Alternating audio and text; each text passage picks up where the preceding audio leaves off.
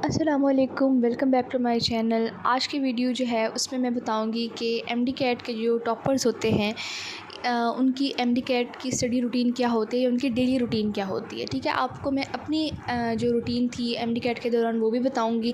ठीक है, तो जितने भी स्टूडेंट्स से मैंने पूछा जिनके एमडी कैट में बहुत अच्छे मार्क्स थे और जिन्होंने बहुत अच्छे मेडिकल कॉलेजेस में एडमिशन लिया, तो उनकी आपको मैं स्टडी रूटीन बताऊँगी और मैं आप लोगों को बताऊंगी कि आपने किन किन पॉइंट्स को अपने डेली रूटीन में ऐड करना है ताकि आपकी एमडी कैट की बहुत अच्छी तैयारी हो सके।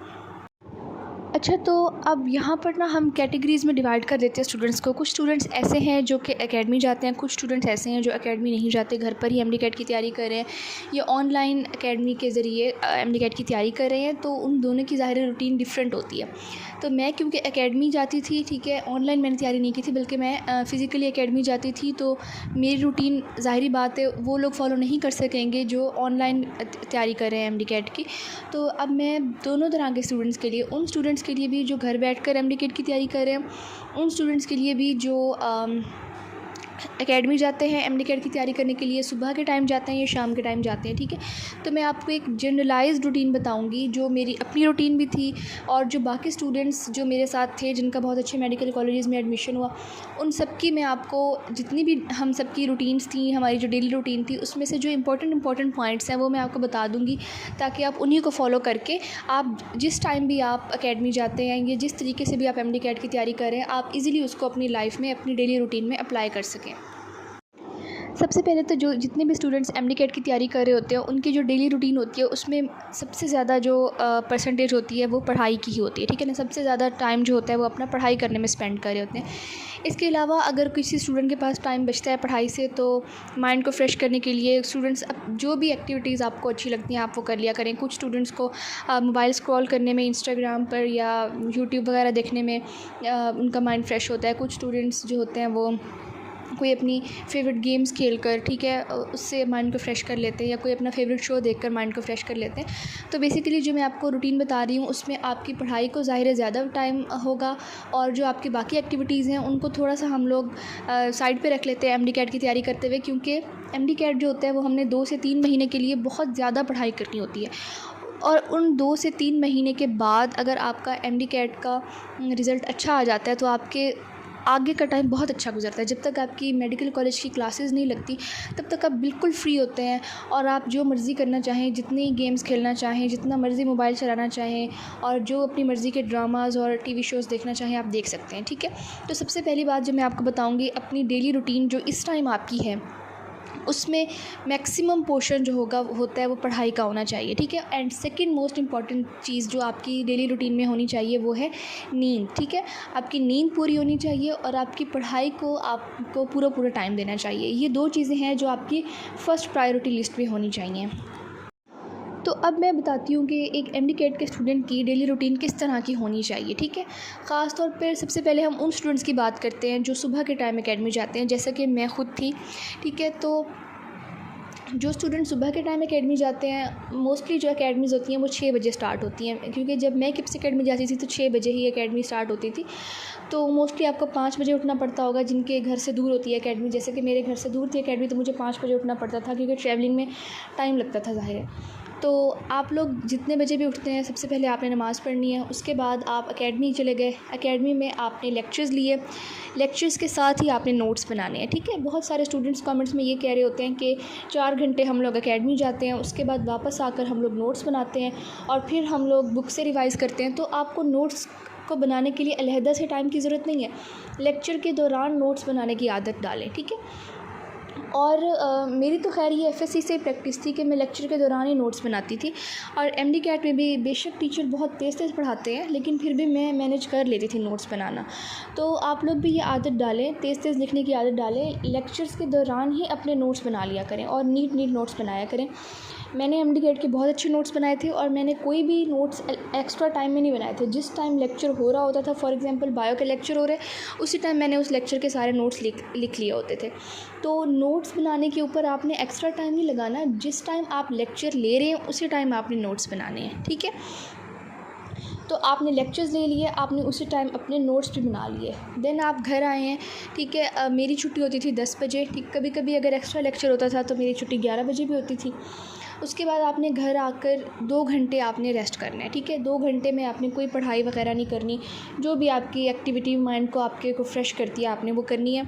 देन आपने पढ़ने बैठ जाना है, ठीक है। अब जब आप पढ़ने बैठेंगे, अब स्टूडेंट्स पढ़ने बैठते हैं, उन्हें समझ ही नहीं आती कि हम पढ़ें क्या, ठीक है।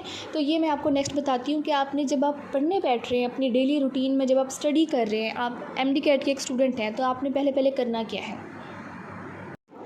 तो सबसे पहले आपने वो सब्जेक्ट पढ़ना है जो आपको मुश्किल लगता है। मुझे ज़्यादा मुश्किल बायो लगती थी, क्योंकि बायो का काफ़ी लेंथी होता था और काफ़ी ज़्यादा बायो का याद करने वाला होता था और अगले दिन भूल भी जाता था, ठीक है। क्योंकि बायो की बुक की लाइंस होती हैं तो मोस्टली उनको रट्टा लगाना पड़ता है, समझना भी होता है बट ज़्यादातर उनको इन्फॉर्मेशन होती है तो उसको रट्टा लगाना पड़ता है। तो मैं सबसे पहले मैं बायो को करती थी, क्योंकि बायो सबसे ज़्यादा टाइम लेती थी। अब आपने करना क्या, जब आप पढ़ने बैठ रहे हैं, आपने सबसे पहले जो लेक्चर के नोट्स लिए थे, जब आप एकेडमी गए थे तो आपने वहाँ पे लेक्चर्स के नोट्स प्रिपेयर किए थे, उन नोट्स को आपने रिवाइज़ करना है। उन नोट्स को रिवाइज़ करने से आपको ये फ़ायदा होगा कि आपका ना वो टॉपिक एक किस्म का, आपको उस टॉपिक का ओवरव्यू मिल जाएगा। फिर जब आप उस टॉपिक को बुक से रीड करने बैठेंगे ना, तो आपको बड़ी आसानी होगी बुक से रीड करने में और बहुत जल्दी आप उसको बुक से रीड कर लेंगे। लेकिन अगर नोट्स को रिवाइज़ किए बगैर आप बुक से रीड करेंगे तो आपको बहुत ज़्यादा टाइम लग जाएगा। तो इसलिए बेस्ट तरीका ये है कि आपने एकेडमी से आकर जब आप पढ़ने बैठें तो जो सब्जेक्ट आपको मुश्किल लगता है उस सब्जेक्ट के नोट्स आपने निकालने हैं। पहले उन नोट्स को आपने रिवाइज़ करना है, देन आपने उसी टॉपिक को बुक्स से पढ़ना है अच्छी तरह से, ठीक है। उसके बाद आपने अपना नेक्स्ट सब्जेक्ट निकालना है, उसको भी इसी तरह से आपने करना है, नोट से फिर बुक से। इसी तरह से जब आपने चारों सब्जेक्ट कर लिए, English, biology, physics, chemistry, then आपने प्रैक्टिस करनी है, ठीक है। अब ये आपके ऊपर डिपेंड करता है कि आपको कितना टाइम लगा है, ठीक है। अगर आपके ज़्यादा टॉपिक्स आपको पढ़ा दिए गए तो ऑब्वियसली आपको ज़्यादा टाइम लगेगा बुक को रीड करने में भी, नोट्स को रिवाइज़ करने में भी। तो जितना भी आपके पास टाइम बचा है ना, उस पूरे टाइम में आपने रिवीजन करनी है और प्रैक्टिस करनी है। अब रिवीजन आपने किस चीज़ की करनी है, पिछले दिन जो टॉपिक पढ़ाया था उसको रिवाइज़ करना है, ठीक है।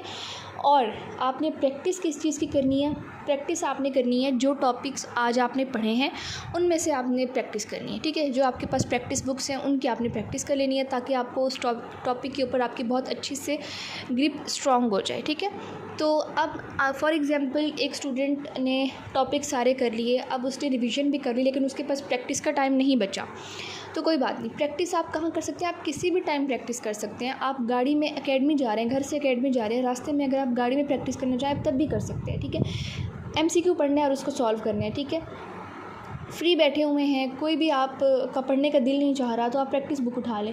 एकेडमी में एक टीचर के जाने के बाद जब दूसरे टीचर के आने का टाइम होता है तो दरमियान में थोड़ा सा 3-4 मिनट का गैप आता है, उस गैप में बुक उठा लें और प्रैक्टिस करना स्टार्ट कर दें, ठीक है। प्रैक्टिस करने के लिए कोई आपको अलहदा से टाइम निकालने की ज़रूरत नहीं होती। आप ट्रैवलिंग करते हुए, आप एकेडमी से जाते हुए, एकेडमी से आते हुए, एकेडमी में ब्रेक के टाइम पर या एकेडमी में 2 लेक्चर्स के दरमियान, ठीक है, जब भी आपको टाइम मिले आप प्रैक्टिस कर लिया करिए। जब भी आप बुक रीड करते करते थक जाएं या पढ़ते पढ़ते थक जाएं तो आप प्रैक्टिस कर लिया करें एमसीक्यूज़, ठीक है। प्रैक्टिस के लिए देखिए, अब जो आपका टाइम है ना वो बहुत क्रूशियल टाइम है। आप ये एक्सक्यूज़ नहीं कर सकते हैं कि मुझे रिवीजन का टाइम नहीं मिलता, मुझे प्रैक्टिस का टाइम नहीं मिलता।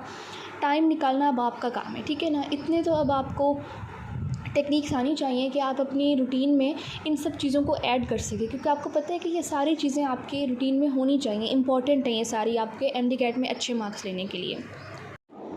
ओके, तो प्रैक्टिस आपने कर ली, रिवीजन भी आपने कर ली। बेशक आप थोड़ी सी करते हैं प्रैक्टिस, फॉर एग्जांपल आप 20 एमसीक्यूज़ भी कर रहे हैं तो एटलीस्ट आपके रूटीन में प्रैक्टिस शामिल तो हो जाएगी, ठीक है। तो बेशक आप सुबह के टाइम एकेडमी जाते हैं, बेशक आप शाम के टाइम एकेडमी जाते हैं, आपकी रूटीन यही होनी चाहिए, ठीक है, कि आपने एकेडमी में ही अपने लेक्चर्स के नोट्स बनाने हैं, वापस आकर आपने उन नोट्स को रिवाइज़ करना है, रेस्ट करने के बाद फिर आपने बुक रीड करनी है। देन आपके पास 2 काम होंगे, रिवीजन करना और प्रैक्टिस करना। जितना भी आपके पास टाइम बचा है ना, आपने उसमें अपनी रिवीजन और प्रैक्टिस करनी है। चाहे आप रिवीजन आप 1 पेज रिवाइज़ करते हैं, ठीक है, और प्रैक्टिस के लिए आप 10 to 20 एमसीक्यूज़ प्रैक्टिस करते हैं, लेकिन वो आपकी रूटीन में शामिल ज़रूर होने चाहिए, ठीक है। ओके, नेक्स्ट चीज़ जो आपकी प्रायोरिटी लिस्ट में होती है वो होती है आपकी नींद, ठीक है। अब आपने एकेडमी से आप आ गए हैं, आपने रेस्ट भी कर लिया है, आपने अपने माइंड को फ्रेश करने के लिए कोई भी जो आपको एक्टिविटी अच्छी लगती है वो भी आपने की है, फिर आपने स्टडी भी कर ली है। अब आपका टाइम है कि आप अपनी नींद को टाइम दें, बिकॉज़ जब तक आप अपनी नींद पूरी नहीं करेंगे आपका माइंड अच्छे से काम नहीं करेगा। तो आपको 6 आवर्स की नींद ज़रूर लेनी है, हर सूरत लेनी है। वो स्टूडेंट्स जो कहते हैं कि जी नींद की कोई बात नहीं है, लेकिन मैं अपना काम पूरा करके सोऊंगा या सोऊंगी, तो ऐसा नहीं करना। जब तक आप नींद पूरी नहीं करेंगे ना, आपके एमसीक्यू सॉल्व ही नहीं होंगे। अभी भी अगर मैं आपको बताऊं कि कभी कभी ऐसा होता है कि हमारा एमबीबीएस में कोई टेस्ट होता है फॉर एग्जांपल किसी सब्जेक्ट का, और अक्सर बच्चे ऐसे होते हैं जो नींद नहीं करके आते पूरी, ठीक है, पूरी रात जाग कर वो टेस्ट प्रिपेयर करते हैं, तो अगले दिन उनका टेस्ट अच्छा नहीं होता। और अगर उनसे पूछा जाए तो वो यही कहते हैं कि एमसीक्यूज़ करते हुए बिल्कुल ही ब्लैक आउट हो गए थे, बिल्कुल ही ब्लैंक हो गए थे, कुछ समझ नहीं आ रहा था कि इस एमसीक्यूज़ का क्या आंसर होगा। हालांकि देखा जाए तो वो बहुत आसान एमसीक्यूज़ होते हैं, और ऐसा मेरे अपने साथ हो चुका है। मेरा ये पर्सनल एक्सपीरियंस है कि एक दफ़ा मेरा एनाटमी का पेपर था, टेस्ट था, और मैं बग़ैर नींद के गई थी, और उस टाइम मेरे एमसीक्यूज़ में मतलब बहुत आसान एमसीक्यूज़ भी मैंने गलत कर दिए थे। तो आपने बिल्कुल भी ये गलती नहीं करनी, ना आपने एमडी कैट वाले दिन ये गलती करनी है, और ना ही अब जब आप ये एमडी कैट की तैयारी कर रहे हैं आपने गलती करनी है। नींद आपने अपनी पूरी ज़रूर करके जानी है, ठीक है। 6 आवर्स की आपकी नींद ज़रूर होनी चाहिए इन डेज़ में। अब आते हैं वो स्टूडेंट्स जो घर बैठ के अपनी तैयारी कर रहे हैं, ठीक है। आपके लिए तो कोई मसला ही नहीं है, आपका तो कोई टाइम ही ज़ाया नहीं हो रहा, आपके पास पूरे 24 घंटे हैं, उसमें आप जब चाहें नींद करें, ठीक है, जब चाहें आप रेस्ट कर लें, और जब चाहें आप पढ़ लें। क्योंकि जो बच्चे एकेडमी जा रहे हैं उनको एक रूटीन फॉलो करनी पड़ रही है एकेडमी की वजह से, लेकिन आप लोग तो घर में बैठे हैं, आपका तो कहीं टाइम भी नहीं वेस्ट हो रहा एकेडमी आने में जाने में। तो आप लोग अपने इस टाइम को बेस्ट वे में यूटिलाइज़ करें, ठीक है। और कुछ स्टूडेंट्स ये पूछ रहे थे कि क्या घर बैठकर एमडी कैट की तैयारी हो सकती है, तो बिल्कुल हो सकती है, ठीक है। एमडी कैट की तैयारी हो सकती है। इवन आप देखें सीएसएस का एग्ज़ाम जो इतना मुश्किल एग्ज़ाम होता है उसकी तैयारी भी स्टूडेंट्स घर बैठकर कर सकते हैं, ठीक है। तो एमडी कैट की तैयारी भी स्टूडेंट्स घर बैठकर कर सकते हैं, लेकिन उसके लिए आपको एक बहुत ही स्ट्रिक्ट रूटीन फॉलो करनी पड़ेगी। आपको डेली खुद ही टेस्ट देने होंगे अपने आप को, और ख़ुद ही अपने टेस्ट चेक करने होंगे, आपको खुद ही लेक्चर्स ढूंढ कर लेने होंगे, आपको अपने नोट्स भी बनाने होंगे। बिल्कुल आपको वही रूटीन फॉलो करनी पड़ेगी जो एकेडमी जाने वाले बच्चे फॉलो करें। फ़र्क सिर्फ इतना होगा कि आप वो सारे काम घर बैठ कर करने होंगे जो स्टूडेंट्स एकेडमी जाते हैं, ठीक है, जाकर करते हैं। तो अब आपने क्या करना है, आप फॉर एग्ज़ाम्पल सुबह उठे हैं, आपने लेक्चर्स लिए हैं, नोट्स बनाए हैं, फिर आपने बुक रीड करनी है, फिर आपने उसी तरह से रिवीजन करनी है और प्रैक्टिस करनी है, ठीक है। तो आपकी जो रूटीन है वो इजी है एज़ कम्पेयर टू उन स्टूडेंट्स के जो एकेडमी जाते हैं। तो अपने इस टाइम को आपने वेस्ट नहीं करना। आपने ये नहीं सोचना कि मैं तो घर पे हूँ तो मैं जो मर्ज़ी करूँ, मुझे कोई रूटीन फॉलो करने की ज़रूरत नहीं है, ऐसा आपने बिल्कुल नहीं करना। तो अगर मैं इस वीडियो को यहाँ पर समराइज़ करूँ तो जो डेली रूटीन होती है एमडी कैट टॉपर्स की, उसमें क्या क्या चीज़ें शामिल होती हैं। उसमें सबसे पहले तो शामिल होती है कि आपने लेक्चर्स लिए हैं और लेक्चर नोट्स बनाना, ठीक है, ये आपकी डेली रूटीन में शामिल होना चाहिए।